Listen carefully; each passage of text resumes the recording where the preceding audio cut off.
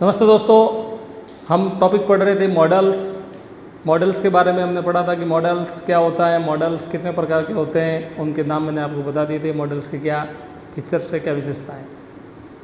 Last video में हमने पढ़ा था मे मॉडल के बारे में।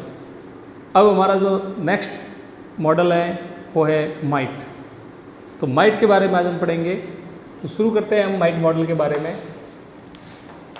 मे का ये पास्ट रूप है, यानी मे का जो मे मॉडल है उसका पास्ट रूप ये माइट मॉडल है।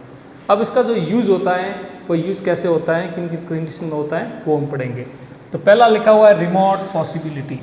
रिमोट पॉसिबिलिटी, रिमोट पॉसिबिलिटी का मतलब होता है कि ऐसे सेंटेंस जिसके अंदर बहुत ही कम होने की संभावना होती है, ऐसी घटना जिसके होने की बहुत ही कम संभावना होती है, उसको बोलते हैं रिमोट पॉसिबिलिटी।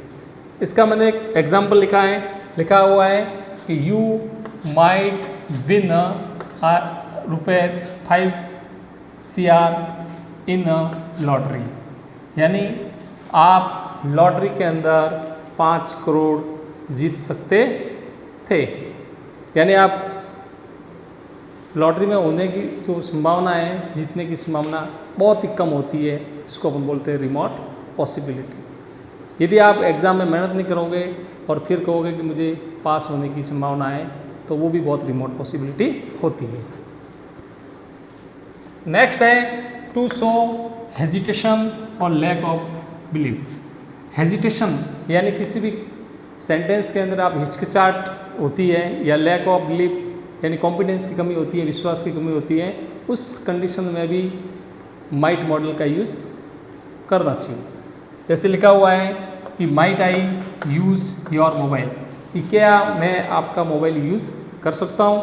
तो ये आपसे किसी को भी अपन पूछते हैं तो अपन को क्या होती है, एक हेजिटेशन होती है कि क्या मैं इसका मोबाइल यूज़ कर सकता हूँ, वो मना भी कर सकता है।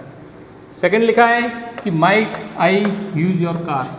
अपन किसी के पास से कोई कार की कि आपकी कार मुझे यूज़ करने के लिए दो, तो उसके लिए भी अपन को अंदर क्या होती है, लैक ऑफ बिलीफ होता है, लैक ऑफ हेजिटेशन होती है। तो इसके लिए अपन किसका यूज़ करते हैं, माइट का यूज़ करते हैं। तो यहाँ पर अपने माइट लिखा है।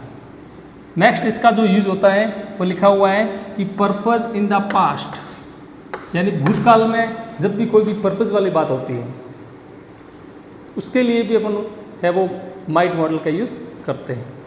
जैसे लिखा हुआ है कि he work hard, he work hard. तो ये जो वर्क है ये है second form, so that he might pass, यानी वह हार्ड वर्क करता तो वो पास होता। ठीक है। नेक्स्ट है इनडायरेक्ट स्पीच में। इनडायरेक्ट स्पीच में अपन वो माइट मॉडल का यूज़ करते हैं। जैसे लिखा हुआ है कि he told me that she might help me, यानी ये है इनडायरेक्ट स्पीच में, तो यहाँ पर है वो माइट मॉडल का यूज़ होगा।